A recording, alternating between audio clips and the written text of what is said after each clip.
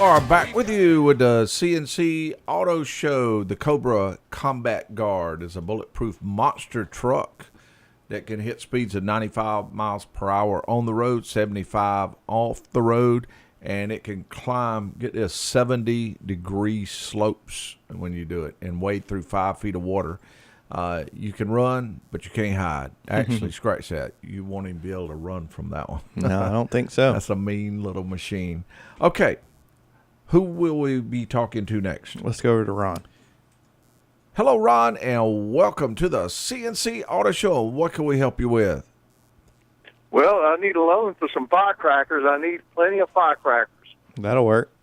Well, we're gonna set some more off before the end of the show here. I kind of want to do it anyways. John Ryan did it then. Did you hear that? Yeah, I did. Yeah. That was. Look, you're talking. I wanted to ask you about towing, especially with recreational vehicles, like a nice camper, especially a dual wheel camper. Everybody's just on the road right now with so many, and I see so many different size vehicles towing them. Right. I even seen a little VW Beetle trying to pull this huge monstrosity down the road. Oh yeah. I don't guess there's no laws saying that you got to be restricted as far as what you could tow. What would be a good vehicle? I'm assuming you're going to say to find out how much weight you're pulling and make adjustments thereof. Right. Yeah, Ron. That's a great question. Now, DOT can pull over a vehicle that, like you mentioned, a scenario like a Beetle pulling a 30-foot gooseneck. I mean, of course, they could pull that over for sure. That'd be a sight. Now, of course, they normally, kind of focus on commercial vehicles, dump trucks, big rigs, hour wrecker, those kind of things. So they don't normally pull over, I guess you would call it regular people, I guess, for lack of better words. But they could. I mean, definitely, if they, matter of fact, they spot check a lot of the trailers, from time to time for tires and that kind of thing. So there is, I guess, some force of I guess, laws as far as what you can tow. But you're right as far as, what can your vehicle tow. It really kind of depends. I say most half-ton vehicles, half-ton trucks, typically tow bumper pull stuff, like typically single axle trailers, smaller tandem axle trailers, and then 3/4 tons typically pull most fifth wheel gooseneck. Normally it would tell them in the owner's manual it would, what yeah, you can pull. It has gross vehicle weight and then, of course, the tow capacity. But it really just depends on what you're trying to do. But also, it's really not good to overweight to pull more than you should anyway. It does play its toll on the transmission. It sure does, yeah. And brakes, of course, but transmission more so.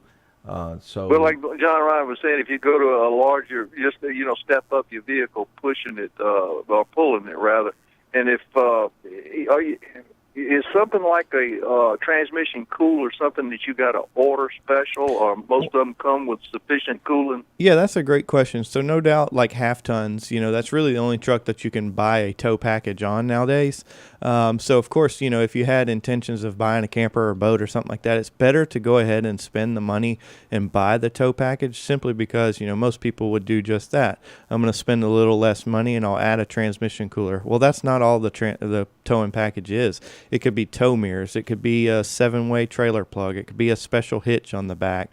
And, the vehicles, even the leaf springs or coil springs are designed, around that tow package. So it's not as simple. System. Right, exactly. And some of them have reverse cameras now for backing up a trailer. Some of the F-150s back up the trailer for you. It's worth the money spending, to actually get, the equipment for what you plan on doing. But if you buy the vehicle and it don't have it, then it's better to add on coolers or whatever you need to add on. And that's why I say with the half-ton stuff, because the reason I don't say that, and 3/4 ton and up, the transmission coolers are already there. I mean, they're there just for going down the road, and adding more coolers and stuff like that is really not necessary, because of course the manufacturer's not going to put it on the road knowing it's not going to be cool enough or tear up or something like that. Right. And again, it's just all about planning. If you plan to buy a gooseneck or a fifth wheel or something like that, you're going to want typically a diesel or at least a 3/4 ton and up. If you're pulling something rather light, a little travel trailer or something like that, a half ton would do it. Yeah, but you want to make sure that your vehicle will pull it and stop it. Yeah. Both. Oh yeah, that's the big thing with electric brakes. That's the key. Is if you're going to haul something heavy, is to have an electric brake system on your trailer. It is. But like you say, the braking system in that vehicle alone too. I imagine. Right. plays an Most. important I mean, role. a Honda Odyssey would tow most of your trailers, but it won't stop it, and that's the reason it's not tow rated. But those are Well, great tips, Ron, and for when people people that may be towing and or thinking about doing some towing over the weekend, especially, go ahead and make sure that your vehicle is Right. not only mechanically sound, but it has physically the ability, physically capable of doing it. Now I'm gonna mention one more thing, Ron. This is something I had as far as things that were in the news. And this was kind of timely. A New Hampshire driver's car was towed for driving around with an overwhelming amount of stuff on top of it. Oh, I saw that. Yeah, the driver saw was that. traveling northbound on Interstate 93 near Londonderry, New Hampshire. When state police stopped him, the New Hampshire State Police said the 57-year-old driver was charged with misdemeanor neglect for the mountain of stuff on his roof. I saw the picture. It looked like he had that thing packed about 5 feet up in the Really? air. Wow. With stuff Oh, on top. it looked like Beverly Hillbillies. Yeah. It's just like when they moved to California. Yeah. They had the stuff was hanging off the sides. Yeah. Wow. Look, guys, I know I need to run. You mentioned about military vehicles that you admire. Uh-huh. There's two things I want him before I die. Is one? Well, it's a gun. It's the M143, the minigun. Mm-hmm. But besides that, I'd like to have a Willis Jeep, There you go. World War II era. Yeah.